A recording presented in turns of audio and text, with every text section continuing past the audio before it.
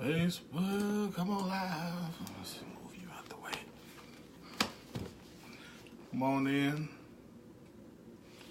I got to charge you tonight. Y'all come on in.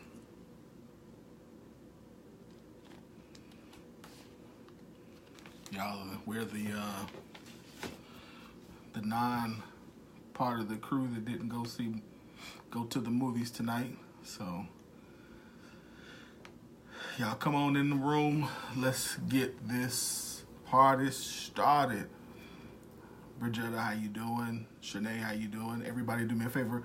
As you come in the room, make sure you say hello.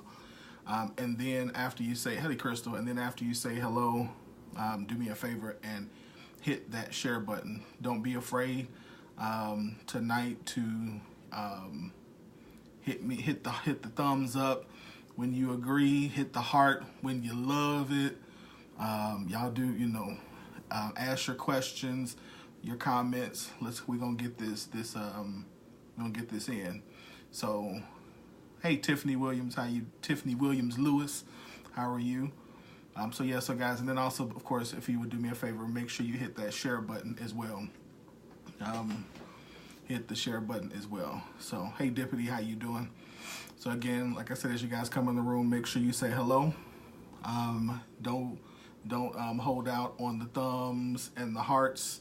I want to see I want to see so many thumbs and hearts that I can barely see my face on the screen. But that is, if I guess what I'm saying is good enough if you do that, then yeah, thumbs, hearts, and then of course make sure you hit the share button, or inbox somebody. Thank you, Shanae, and also let somebody know that that they should join. Tonight we got a pretty interesting topic. And this topic, I'll tell you, I'm doing well. This topic came because, first, because of course we're in the season of love. Oh, is love a word? No. But this topic came today because yesterday,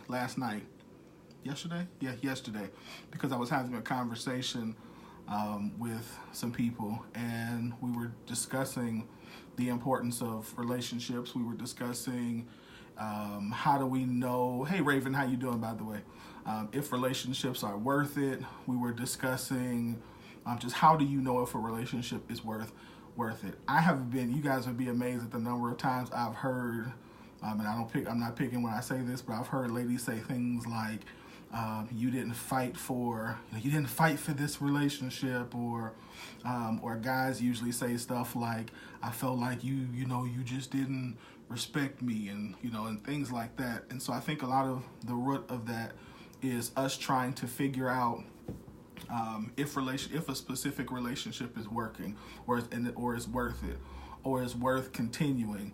And oftentimes I think a lot of that comes from us just not being sure.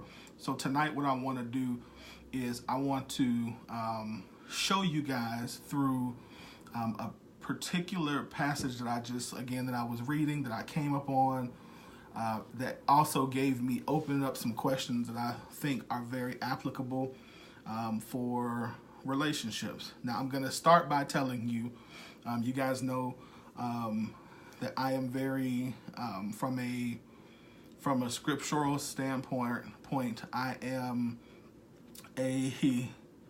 I won't call myself, I'm definitely not a conservative, but I won't call myself too liberal. But I think understanding this particular passage and looking at it from the angle of relationships, even though the context of the passage is not romantic relationships, it does speak to relationships. So I'm not doing, for those of you who will critique my hermeneutics, I'm not going to be contextually or hermeneutically off, but I am going to, again, I'm switching it a little bit to not make it look from a standpoint of a relationship of, in this particular instance, these people, but in the instance of male-female relationships, romantic relationships, and also understanding that these same questions can be and should be asked of any relationship that you are in, okay? So again, guys, the only thing I'm gonna ask y'all again, like Shanae is doing, blow up the feed with the hearts and with the and with the thumbs up. Also, do me a favor. Hey, Tasha, my wonderful assistant. Hey, Regina, how you doing? It is so good to see you. I miss your face. So do me a favor, guys. Like I said, make sure you say hello as you come in. Not only make sure that you say hello as you come in, but please do me a favor and share. Like I said, if you also have any questions or comments, please put them in. And then, what I say, so share, hearts and whatnot. Put your questions, put your comments, and then y'all, let's talk, because this is gonna be plenty of time for you guys to interact with me as well. So let's go for it. All right. So the passage that I really took this from was Luke 9. And I'm not going to read it, but again, the passage is Luke 9. So this is typically where I got the majority of this. But again, you guys know that I'm gonna take some. We're gonna go from there. Okay. So again, and hit the share button if you didn't hit the share button. In this passage, $5 a heart. That's fun. I wish. Listen. Don't get me started anyway. But in the passage, this is the passage of scripture where Jesus, having just fed the 2 fish and 5 loaves of bread, pulls the disciples aside, and he asked them the question, hey, and I'm paraphrasing, he asked the question, hey, who do people say that I am? And they respond, y'all know that most of you guys know that biblical story is he says, who do men say that I am? And they say, well, hey, some people say that you're John the Baptist, some people say that you're Elijah, some people say that you're one of the prophets. And then he turns and he says, okay, but who do you say I am? And Peter stands up and makes the statement that you are the Christ, or you're the Messiah, Son of the living God. He tells him Jesus tells Peter, flesh and blood didn't reveal that to you. And then he goes into a discourse where he tells him that, listen, that on this rock I will build my church, and the gates of hell shall not prevail. So that's the scripture that I'm getting, that I pull this information out of. But again, I'm looking in the context of relationships as we're talking tonight, and I think that's important. So guys, when you get a chance, please go back and read through the whole first part, read through Luke 9. I want to say this is from 18 to 21, if I remember correctly. So you'll see that discourse. Hey, Vanessa, how you doing? Elder, how you doing today? And so it's pretty interesting. I found this text to be pretty interesting when it comes into the context of relationships, because, like I said, the quintessential question that I think most of us really want to figure out is the similar question to what Jesus is asking the disciples. Again, he asked them, who do they say that I am? And in the context of a relationships, a lot of times one of the reasons why we're unsuccessful is because when we're in relationships and we're trying to figure out if this relationship is going to work, or if this is a relationship I can continue or should continue to invest my time, my energy, my resources, is this that type of relationship? But we're legitimately asking, or one of the questions that we're asking is how do you see me? And from what you see of me, is that enough? And he's asking, and Jesus being, what I find interesting about this question is that this is coming from Jesus. Not because I find it interesting because even though I understand that Jesus is a man, he's still Jesus. And so I have a understanding of Jesus normally looking at him from the place of him being Christ or the Messiah or God wrapping himself in flesh and coming down in here. But we can almost see his humanity coming forward in this moment and asking. And some people would say, again, I'll make this theological argument for you. Some would say that he's not asking that question for the sake of himself, but he's asking that question for the sake of others. And I'll agree with that. I actually think that there's a dual purpose in the question, that because of what's happening, he's asking for himself to say, I need to know if you see me, how you see me, but at the same time, I need to know how you see me and how I see myself. So I don't think that he needed them to answer that question to be Jesus, but I think he wanted to know what they saw to determine whether or not they thought that who he really was. And so he's asking them again. So he starts off by saying, who do they say that I am? So the they that he's referring to, again, when you get before this text, you're getting are the people who he just spent a lot of time pouring into. So the disciples literally watched him take the 2 fish and 5 loaves of bread, or the fish and 5 loaves of bread, and and fed the multitudes, and then they just come out of taking up all of the extra baskets. So they saw some really cool stuff.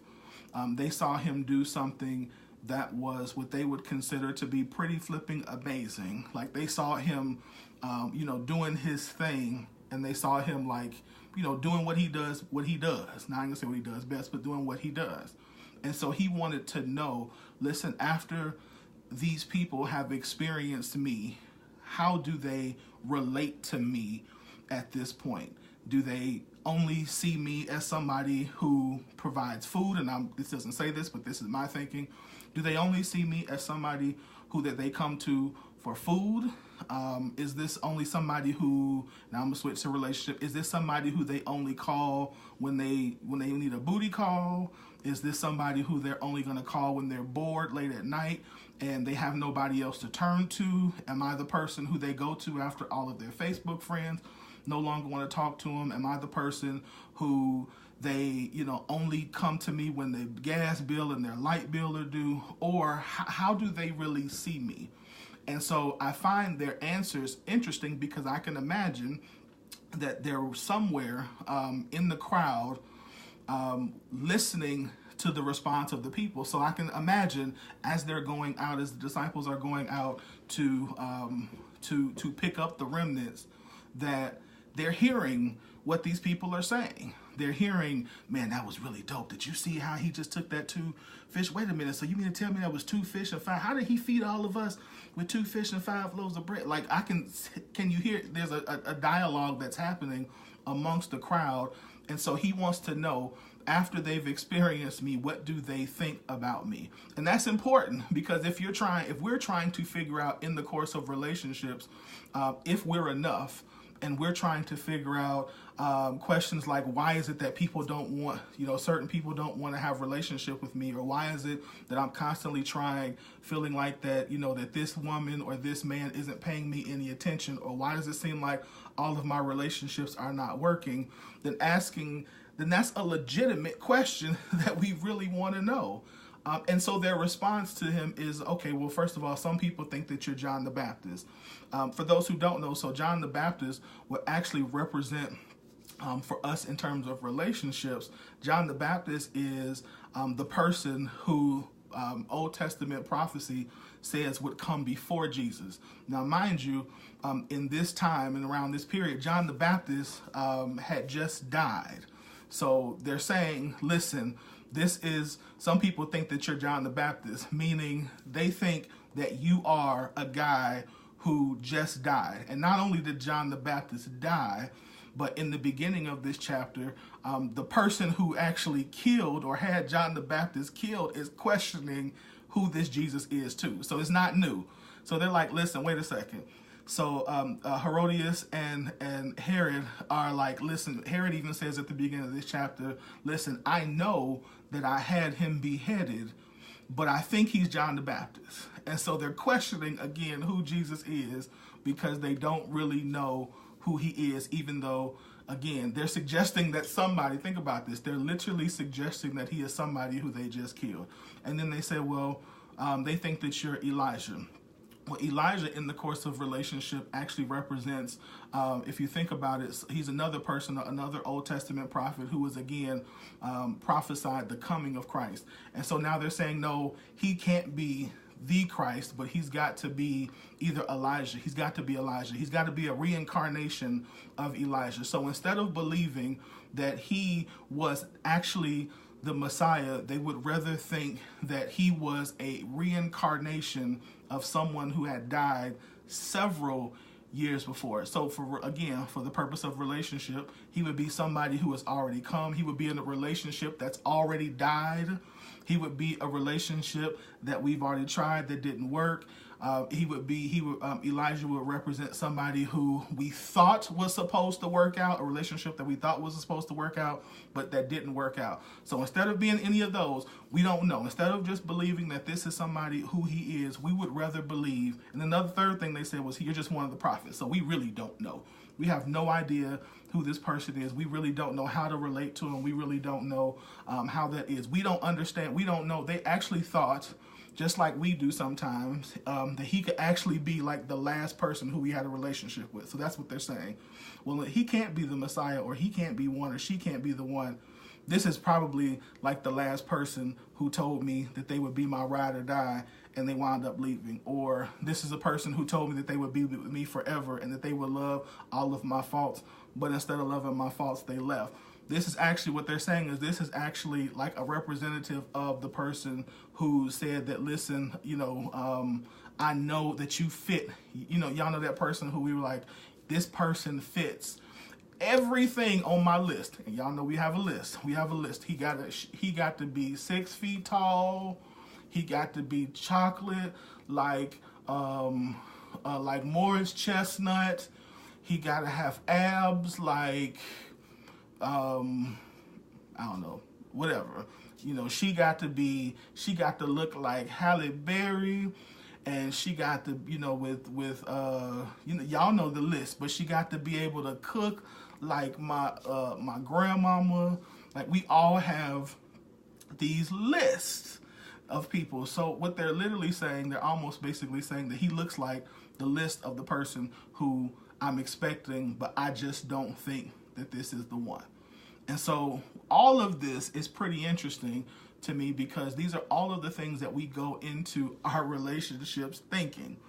We're thinking we really don't have a clue what in the world we doing. We just don't know. We just want to know, am I enough? And so I asked the question very, very honestly, how do we know not only if, first of all, if this relationship is going to work, but secondly, and the first question we got to answer is, again, are we enough? And once you've settled the fact that you are enough, which is something you've got to settle before you can even move forward, once you settle with the fact that you are enough, then you can move into the space where it is appropriate for you to even be entering into serious relationships. Because if you're not confident, if you're not prepared, if you're not ready, if you're not open and honest with where you are, who you are, and comfortable in being where you are and who you are, then you'll never be successful in a relationship. So here, let me give you a couple of questions. Okay, let's get into these questions. So I got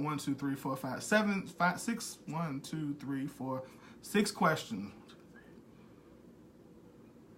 5, I'm sorry, I can't count. 5 questions that I think this passage brings out that in relationship, that I think that we need to ask, that will help us understand if a relationship is worth it. Y'all ready? All right, so here it is. Hey, Margaret Claiborne, how you doing? And guys, if y'all haven't hit the share button, please hit the share button. And like I said, please put your comments, put your questions. We got time. So couple of questions. All right, so here are the questions that I think need to be answered in order for us to know if a relationship is worth it. Y'all ready? All right, here we go. So the first question that you need to ask is, am I prepared to be selfless and give up my ways? Am I ready and prepared to be selfless and give up my ways? If you read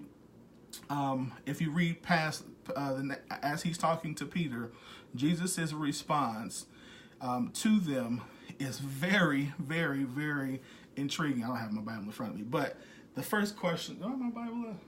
If you read Luke, that passage, he says that first you have to be ready to take up your cross. If you're a person that you're not ready to take up your cross and follow after me, then you're not worthy of me.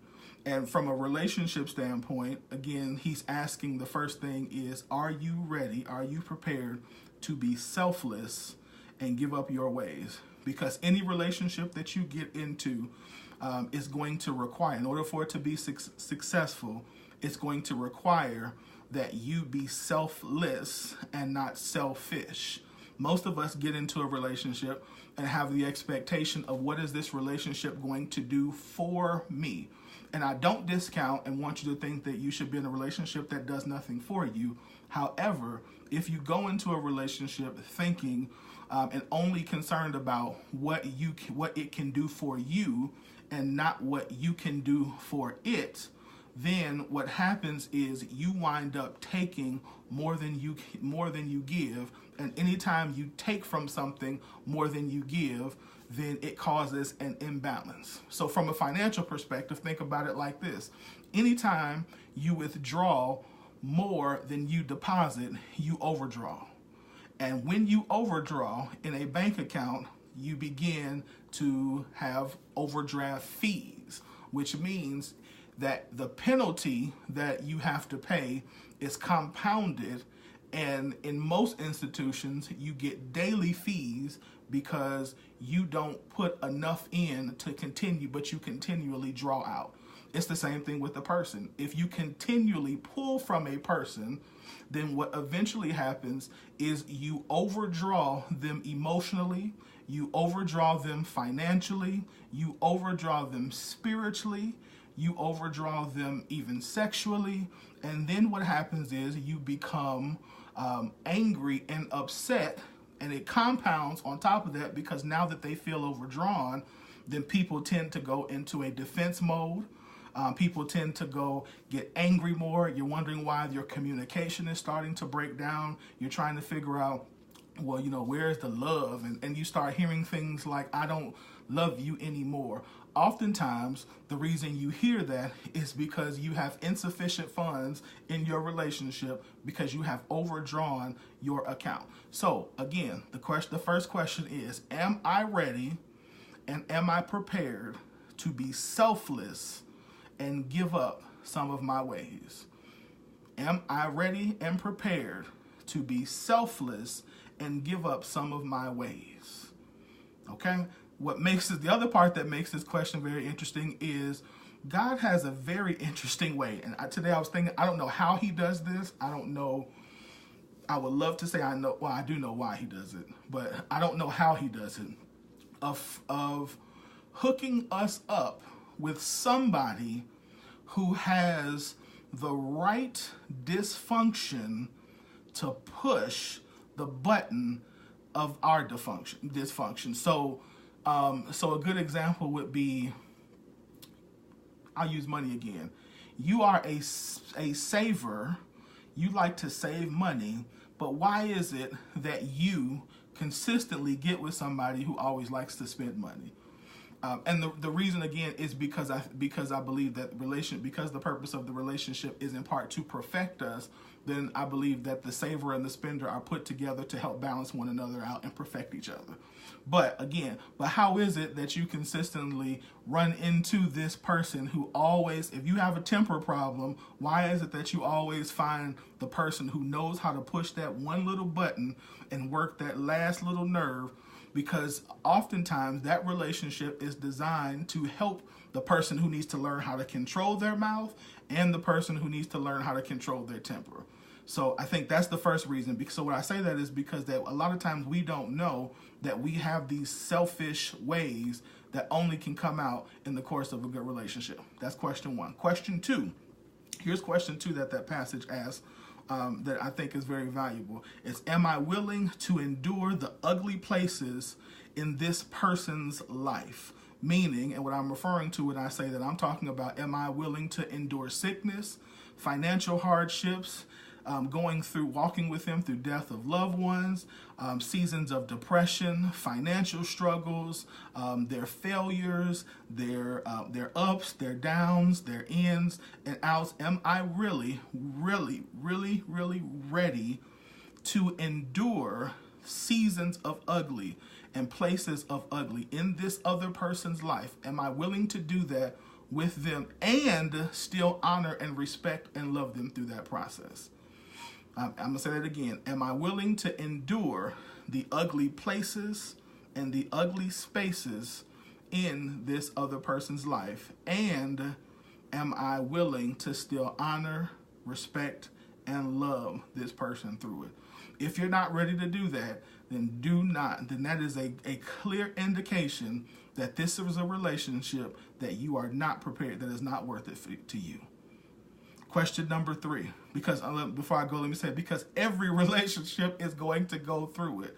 Every relationship is going to go through some form of ugly. All of us, no matter how handsome he is, no matter how fine she is, that we all have to go through ugly places, and all of us have ugly places and ugly spaces in our lives. And when you find someone who you are committed to walking through those places and those spaces with, then that is an indication that this is a relationship that is good for you, and this is a person that is good for you. Question number 3, here we go. Question number 3 is my trust and respect in this person healthy and at a level that allows me to follow them or submit to them, since I know we hate that word submit, but follow them.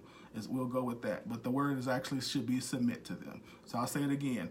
Is my trust and respect in this person healthy and at a level that allows me to follow this person?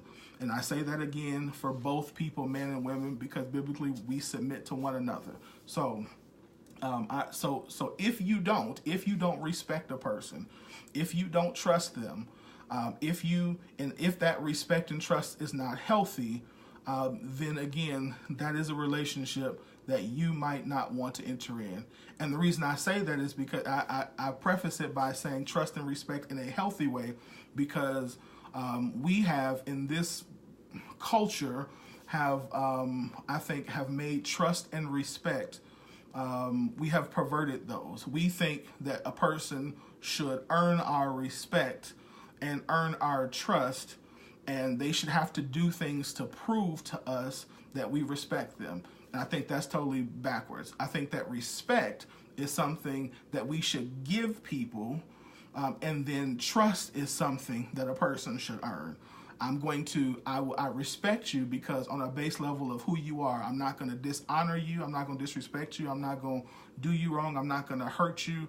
I'm not going to think it's okay to talk bad about you. I'm not going to do those types of things. But that doesn't mean that because I respect you that I have to give you full access to everything in my life. Through the course of us building this relationship, then that's something that we have to earn. Now, let me also say this. One of the things that, when I say we pervert this, is we are such a backwards people that we will find people who we will say that we trust and respect somebody and have sex with them, but then we won't talk to them about how much money we make. Like, you can literally have relationships with people and sleep with them, but then the very moment that they ask you something about your credit score, all of a sudden you getting too personal. Please help me understand how that it makes any kind of sense. If I trust you enough to lay with you, which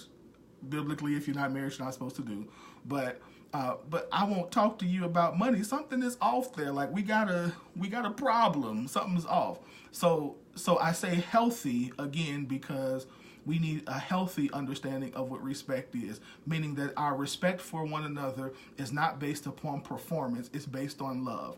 Our trust with one another is based, of course, obviously on where we are in the course of relationships. And please understand, I am not also recommending that anybody on a first date or on a second date ask what your credit score is, what's in your bank account, how much money you make a year. I'm not suggesting that. I'm also on the flip side not suggesting that, y'all grown, y'all do what y'all want, YOLO. But I'm also not suggesting that on the first date or the second date that we know each other well enough to be having sex either. So, amen. And so what I'm saying is we need a healthy understanding of what respect is. And even if we have been in a relationship for a long period of time and a person has earned our trust, then we also have to understand that just because a person makes a mistake or does something wrong should not diminish all of our respect and all of our trust. And then now, once again, we put them back on the performance wheel where they have to go through hoops and jump through ladders, jump over leap buildings and single bounds and get through the things of our heart. And, it's just who I am because of what you did to me. And so I should be able to say, you should have to fight for me and earn me back. Some of that is just backwards, y'all. Some of that is just, we got to deal with us, and we've got to be healthy. And again, have a healthy trust and a healthy respect that allows us, again, to follow/submit. I know we hate that word, to submit to one another. All right, that's question number 3. Question number 4 that you need to ask is, am I prepared to mesh or conform my life with this person's life? I'm going to say it again. Am I prepared to mesh, or am I prepared to conform parts of my life with this person's life? Anytime you get into a relationship with somebody, you have to understand that there are just certain things that are going to change. You're going to have to conform your life. There are certain things, certain places, maybe certain people that you do as a single person that you can't do when you're in a serious relationship, that you can't do when you're in a marriage.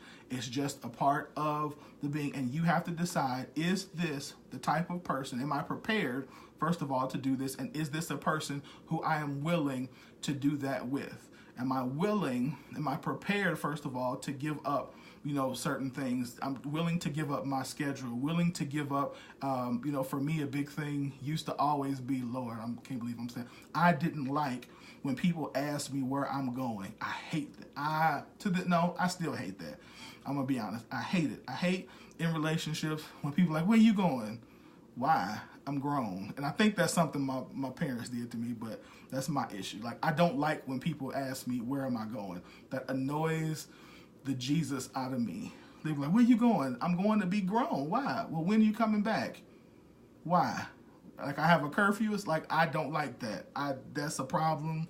Y'all pray my strength. I don't like it. But if you're not prepared to do things like that, then if that's what your partner needs, then you're probably not prepared to be in a relationship. And if this isn't a person that you feel comfortable enough doing that, I say I'm going to be grown.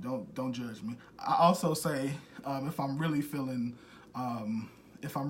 myself, I would say I'm going, and I learned this from somebody. I'm going to see a man about some puppies. Now leave me alone. But y'all pray for me. Again, I'm just saying, it's where I am.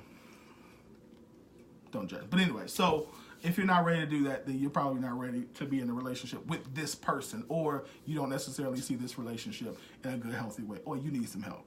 I need help. It's not them, and that one is me. All right, so that's the next question. Here's the last question. This is such an important question. My God, this is such an important question. Probably one of the most important out of all that I've said. Probably the most important question of this is, am I willing to represent this person and have this person be a representation of me? Let's say it again. Am I willing to represent this person and have this person be a representation of me?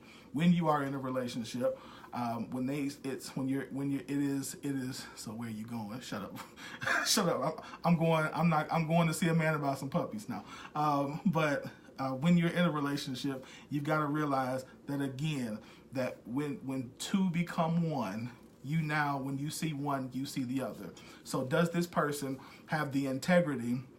Does this person have the character? Is this person's vision in line with mine? Or I'm going to use a biblical term when I say this, is, are we equally yoked? Do we have are we going in the same direction? Do we have the same value system? Do we have the same vision? Can I see where this person is going and see my part in this person? Do I even really see who this person is? So take it back to Jesus in Luke 9, remember, is asking, he goes to Peter and says, Peter, listen, or he goes to the disciples and he says, listen, who do you all say that I am? And Peter says, listen, you're the Christ. And he says to him, listen, you get it. You get who I am. Y'all see what I'm saying? He said, listen, you get it. He's like, you get who I am. And because you get who I am, he says, now I can tell you, he said, I can show you a part of me. We can get to the place where you now understand revelation. And because you've caught that revelation, now we can build together. We can build together because you see who I am. And literally, when we are in relationships, we are in good relationships. They are good because the person knows who we are. They see who we are. They love who and value who we are. They nurture who we are supposed to be. Remember, he says this, y'all understand that he says this before Peter betrays him. So you got to think about that too. I know who you are, and so now that I understand that you know who I am, we can build together. So if you're trying to get into a relationship, you got to think about it. Does this person really see me, and do I see them? And from what we see, can we see things, life, and participate in life and things together? And if we can do this, then again, now can you represent me, and now I represent you anywhere that we go. And if we can do that, then we probably can have a healthy relationship. The interesting part again is that if you remember anybody on here, I see John Matthews. I know he's been married for a long time. My good brother Rob, he's been married for a while. We got some people on here who've been Terrence. He's been married for a while. They will tell you that any relationship that works, it works because both people are committed to becoming better people and ultimately becoming a better team. Again, relationships are successful because both people are committed to first being better people, and then once they are better people, then they understand that the team becomes better. It's when one person decides they don't want to, or we decide we're going to take breaks and we're going to give, then that's when we get to the point where we start allowing erosion to kick into our relationship, and we stop feeding one another. And then again, like I said earlier, now we're in a place where one person or the relationship now has insufficient funds. All right, y'all, that's all I got. What questions do you guys? Go ahead and drop your questions for me real quick, and let's see what we have, and we can, and if there are no questions, we'll end. Hey, Tara Lewis, how you doing? Anybody got any questions for me? I want to say that today Shanae is the MVP with the hearts and the thumbs. Some of y'all tripping, but Shanae has been on it. So thank you, Shanae. Y'all been tripping, but she done held it down for the thumbs and the hearts tonight. So anybody got any questions? Any questions? No questions? Dippity, I saw you with the thumbs and hearts too, so I thank you. I appreciate it. Anybody got any questions or any comments? If not just questions, you can ask. You can comment. You can disagree. Do you do it for the kids or not? Do what for the kids? Your thumb is too low. Use your index finger. Anybody got any questions? What's up, Lamont? How you doing? Raven, how you doing? Too many withdrawals and not over. That's right, Rob. Too many withdrawals. You and I are still beefing. We're not beefing. We're not beefing at all. Do you stay for the kids? Patrick, good question. Thank you for asking that. So I'm gonna say I don't believe that it's healthy to stay in a relationship just for the kids. However, let me say this. I do believe that, and I'll give it a percentage, that 75% of the time, 80% of the time when somebody is saying that they want to stay for the kids, what they're really saying is, I still love this person, but I don't see how we can get through whatever it is that we're going through. And so because I don't see that, I'm just going to hold on to the fact that we have kids together or we have history together to keep me here. And so I think that it's not healthy to stay for the kids, but I think it's a good sign to say that you have not given up hope, that you still love this person, and that if that other person hasn't left, that they still haven't, that they still have hope and love you, but you guys just have to figure out how to get through whatever the blockage is. I can tell you, when a person is done, it doesn't matter about the kids. They're going to leave. They're going to leave. So I would say, again, no, it's not healthy, because kids also pick up on the negative, the negativity around parents who really don't care for each other, who don't work well together. And so that's not healthy. And I if you guys know my story, you know, my parents are, if y'all saw earlier, I have the utmost respect and honor and love for my dad. My dad is my hero. My mom is is probably the best person you will ever meet in your life. But when it came to their marriage, there was a lot of things about it that just weren't healthy, because they tried to stay together for the kids thing, and there were a lot of things that I developed that were bad habits that I even took into my marriage because of that.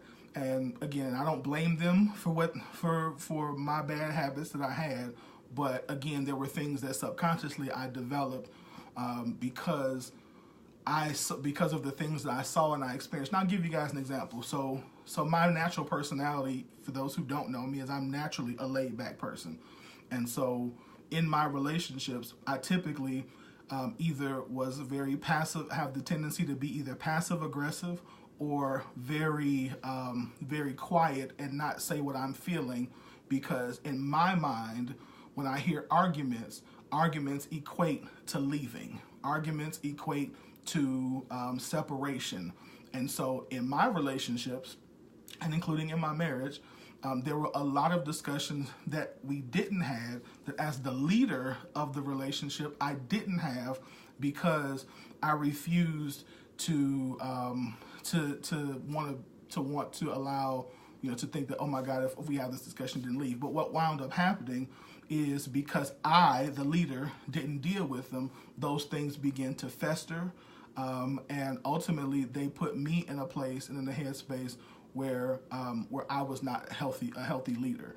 And as a healthy leader, I began to lash out and take that out. And anybody who's passive aggressive or is angry enough, or anybody who has issues, and you let them last long enough, you know what happens. You know what happens. That means ultimately at some point the person blows up. And when that person blows up, then it's like, whoa, where did that come from? And the littlest, silliest thing can cause you to blow up. And so, no, Patrick, I don't think you should stay for the kids. I think that if a person thinks that, what they should really do is get some help, get some counseling, get some books to help you figure out what it is that you need is the real issue, and work through it. And both people need to humble themselves to say, listen, I could be wrong, but I'm okay with being wrong if it means that this marriage and this relationship can be right. That's my long-winded answer. But very great question. Great question. And y'all can still share, and please, if you haven't shared this, please hit the share button. And like I said, if you got other questions, please ask your questions. And by the way, now that I recognize that that's what I do, I'm pretty good about not doing that anymore. Yeah, I'm pretty good. Sometimes I have to tell myself I still have to work through it, but yeah. Thank you, sir. Appreciate you. Any other questions? Go ahead and questions, comments. Stayed too long for the sake of my kids. When I decided to leave, came to me and said, yeah. Yep. I was looking at those pictures. Y'all, what's funny is, and I'm not laughing, it's not funny, but it's interesting. After my parents got divorced, I told my dad that I'd never seen you smile. I said, I never seen you smile until after my parents got divorced. And isn't that weird? Not so much that I never saw him happy, but I didn't see long periods of him smiling. My memories of him were typically of him being angry a lot, and so, or working a lot. Whereas now, as you know, he's older, and it's not just, there's nothing wrong. My mother was the same way. They are completely different people, in part because of age, but since they're divorced, we have decided to become so enamored with the perception of a successful marriage that we have forsaken the process that it takes to develop one. Yes, very much so. I think so. My full answer to that question is that, yeah, we definitely have. We believe in microwave everything. We think that a man should walk into a relationship with money. A woman should walk into a marriage knowing how to be a wife. All that's crap. None of us know how to do this. I don't care how old you are. I don't care. Even after listening to my wonderful teachings, you're still not going to go into marriage having being a wife or being a husband down pat.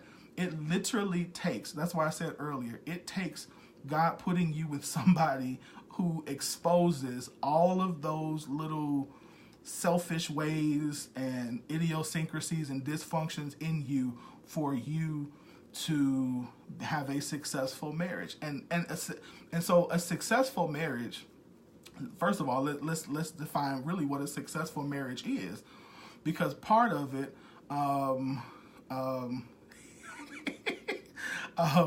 part of it is that our successful marriages, we think they look like movies. We think that they're movies, and in the movie there's always, the setup, the drama, wonderful outcome, and that happens in 2 hours. Whereas in a real marriage, the setup can be 6 months, the drama can be 6 years, and then the happy ending can last for, or the happy period can last for 4 years. Then there's something else that happens that causes something else to happen that takes you through another season, a difficult season, and you don't necessarily. So we don't necessarily see that, and we think that's what we think a successful marriage is like.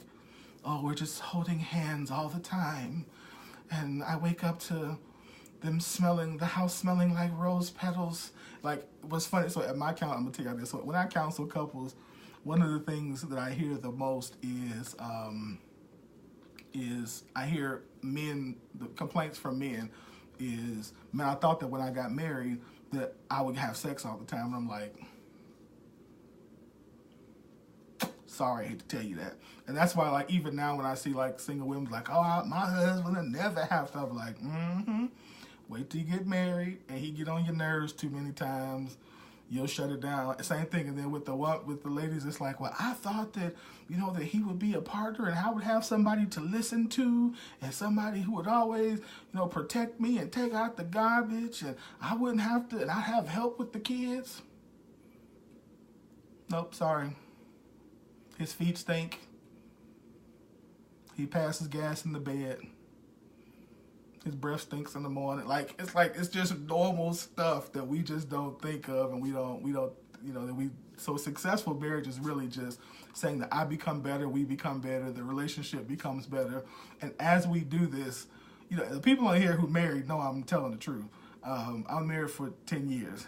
And you go through some things. It's some stuff that, Lord, I swear, if my ex-wife ever tell people that I did, I would be so embarrassed. But it's just a part of marriage. And so it's just how it is. And so I think what we've got to realize is that, again, a large part of the reason we get married is because in part it perfects us. And that perfecting process takes time. Sometimes it's painful, but it's also, again, it's beautiful to have somebody who says, listen, I see your dysfunction. I see the things that you are struggling with, and I'm telling you, I believe in you. I'm telling you, I love you. I'm telling you, it doesn't change the way I see you. Okay, fine, you can't cook, but baby, I still think you are the best thing that God ever gave me. That's the beauty of marriage. Or even being able to say, listen, you get on my nerves right now, but guess what? We're going to bed. And when we go to bed, you're not going to act crazy with me. You're going to kiss me, woman. Come on, let's go. Or, so that's the beauty of marriage. So it's a beautiful thing. Yeah, I told you I'm long-winded. Sorry. Any other questions? What other questions? Questions or comments? Come on.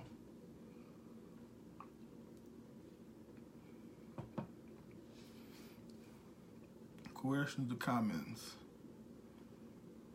Pastor, how you doing, sir? Thank you for joining. Again, guys, if you haven't shared it, please feel free. Put your questions, put your comments. Come on, y'all, give me your comments and your questions.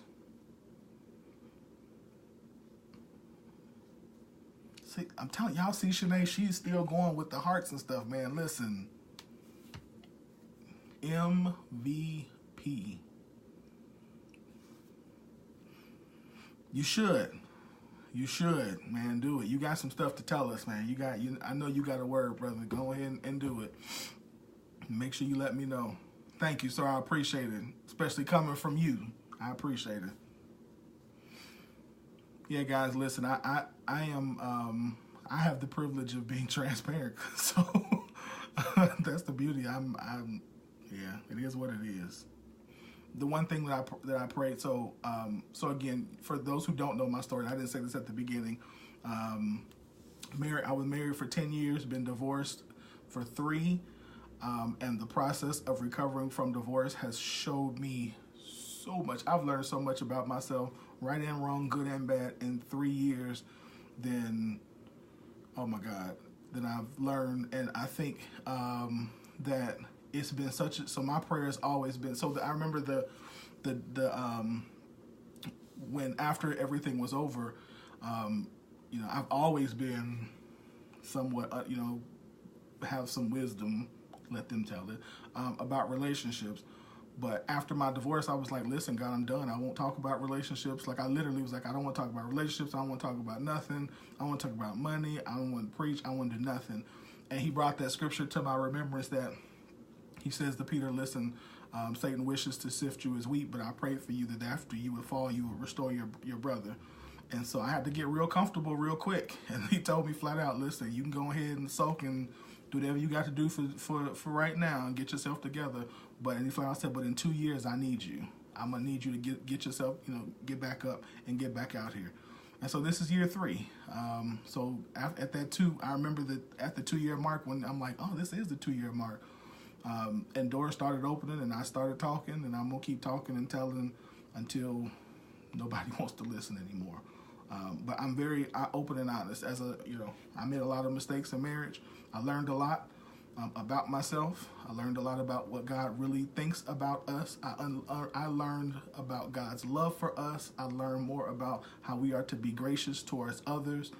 And so I think that's beneficial. I think that's beneficial, and I think it's something we need to all do a better job at. Hey, Miss Sherry, how you doing?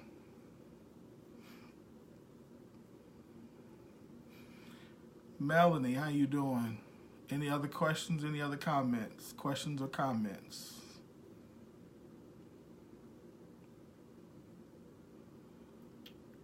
Give them another minute or so.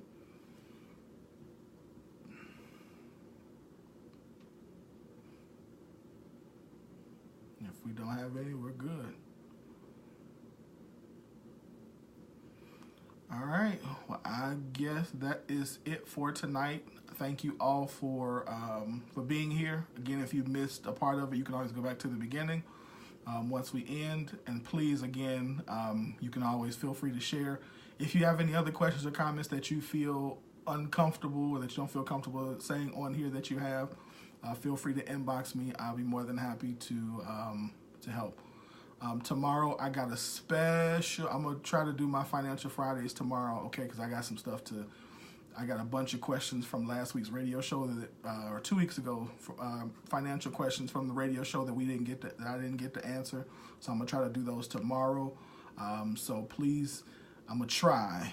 So please, if so tune in tomorrow for Financial Fridays, and we will go from there. All right, I love you all. I appreciate you guys. Again, my goal is that you have healthy relationships, that you become whole, that you become healthy, and that you find and receive all of the love that you need, the kind of God love that only He can provide is only He can provide. But there's definitely a type of love that we need from other individuals. I hope you find that, and I hope you are able to give that to somebody else. All right, I love y'all. I appreciate you. Have a good night.